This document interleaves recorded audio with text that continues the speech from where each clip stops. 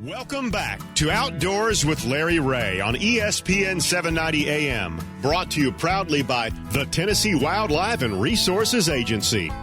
Hey, good Saturday morning. Welcome back to Outdoors with Larry Ray, and this is third Saturday, which means Frank Barton is my co-host, and of course Frank is not. We still don't have co-host in our studio here at the Intercom family of stations.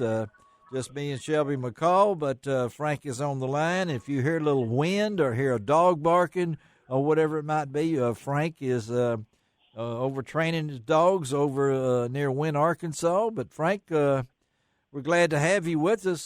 Just listen in and say something when you want to, so we know you're still alive. Okay? So I'm doing just fine. All right. Well, I wanted to get my monthly report from the man that I count on, and I actually gave him a little more notice this time, about 2 weeks, fact. And so yeah, you did good. I did real good. So you know him; he's the podcast man himself. Every Thursday night, you can go on the Primary Tackle podcast and learn about all the fishing that's going on in the Mid-South.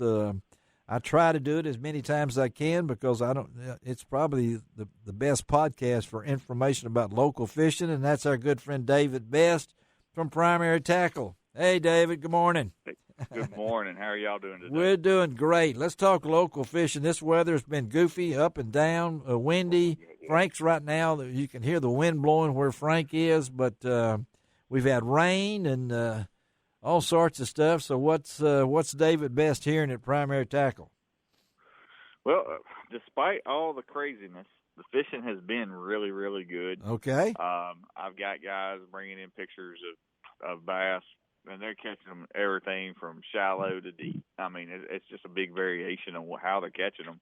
Wow. But, I mean, there's still a lot of good crappie being caught. I've been seeing some good pictures of crappie from some of the local lakes. And I think that's going to continue for a little bit. You know, these cooler weather trends tend to kind of drag that nice spring bite out, you know, for the average guy a little further out and spreads the fish out pretty good. So it still allows you to do pretty much anything you want to go catch them. If you can, what about the rain we've had?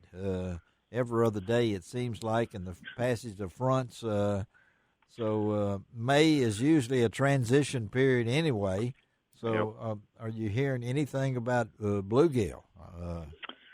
Yeah, you know what? Actually, that's funny that you say that. I had a customer come in yesterday, one of my kayak customers, and they had went out and caught them a really good mess of bluegill the other day.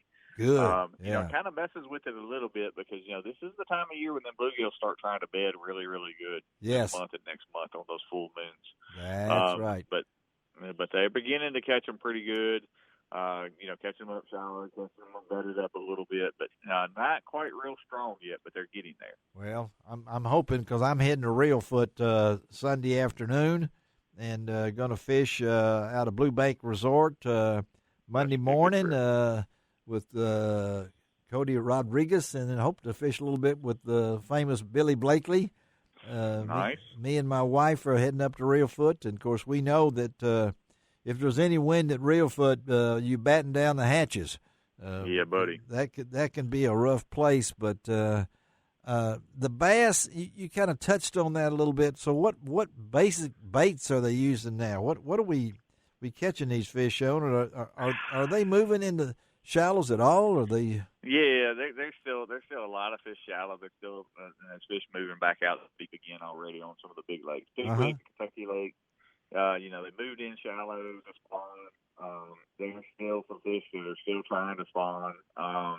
But most of them are beginning to move out. So you're catching them in a lot of transitional banks and that kind of stuff. But, you know, here in the local ponds and some of the local lakes and stuff, they're still catching a lot of fish shallow. Okay. They're catching them on a variation of everything. You know, topwaters and frogs are beginning to go Good. out pretty regular. Yeah.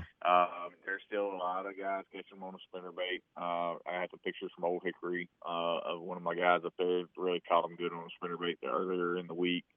So you're catching them a lot of different ways still. But that's part of this crazy weather. That's it. Yeah, it be pretty transitional. Well, and again, we're talking to David Best, Primary Tackle, and I know David. a lot of folks are wanting to get outside. We're getting ready to get out to the get outside stuff, and particularly if we're heading east and not have to worry about the river and crossing the bridge, we want to go east. And so, where's the best places to go right now, you think? I mean, Pickwick's always a great option. There's a lot of fish being caught down in the Spartus and Enid, the Grenada area right now. They've got the BFL going on Ferguson today. Yes, they do. I'm interested to see how the boys are going to do down there with the river being a little high. But I got a feeling they're going to catch them. And then, look, our little TWRA lakes in this area, you got Gibson, you got Graham, and you got Herb Parsons has been spectacular. Glen Springs, dodged a tornado the other day. And they did.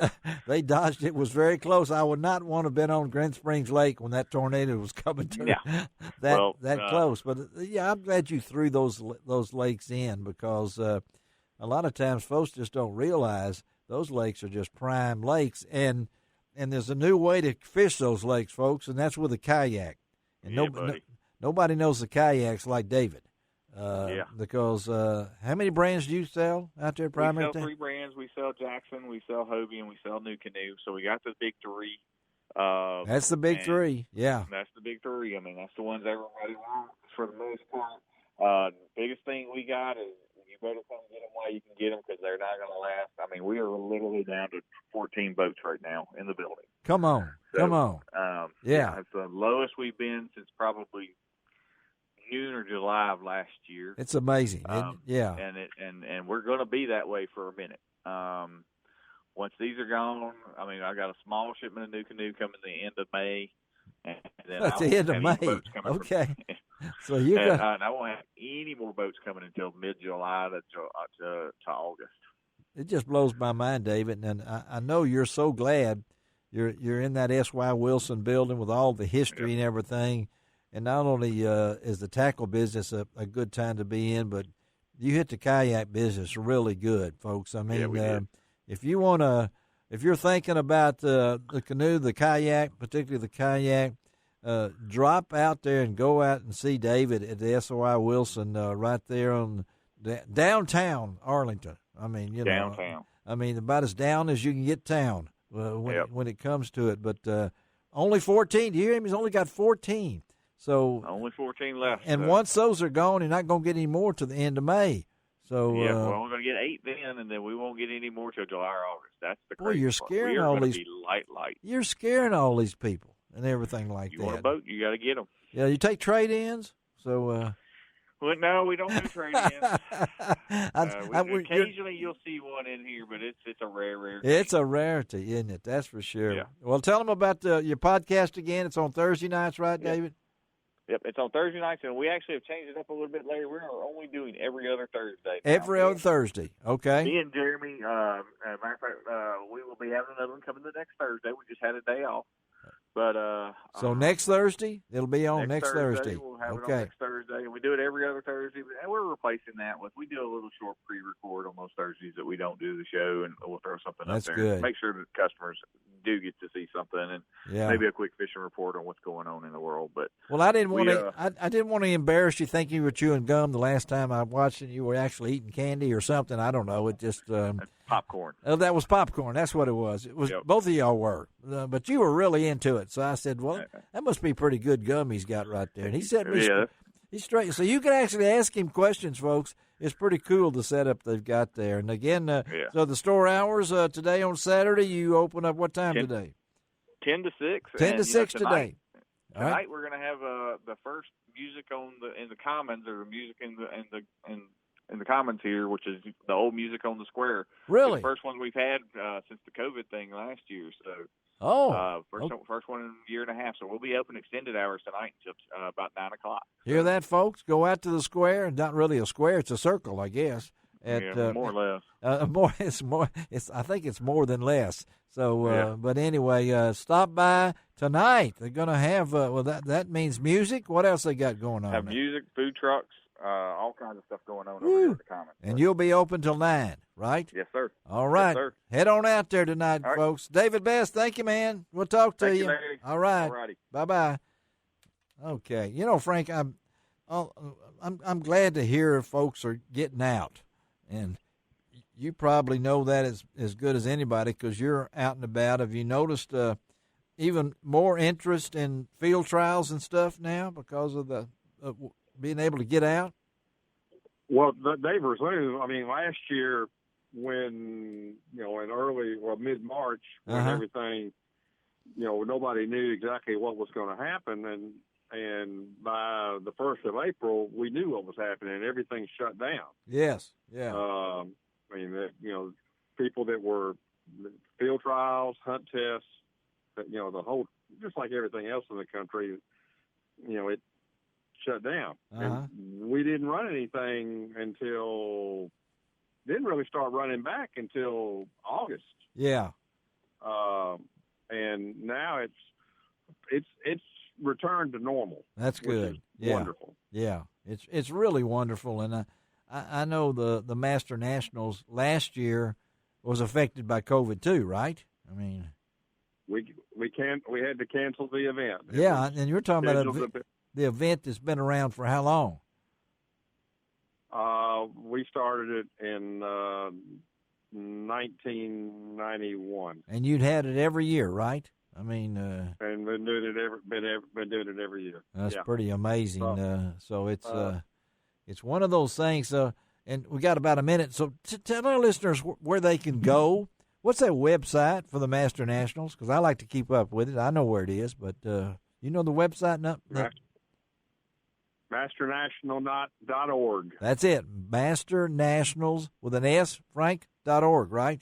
No, at masternational.org. No S. Okay. ORG. That's it. All right, let's take a break. Frank Barton is on the job someplace in East Arkansas. We're going to head to Florida right now. We'll be right back on Outdoors with Larry Ray.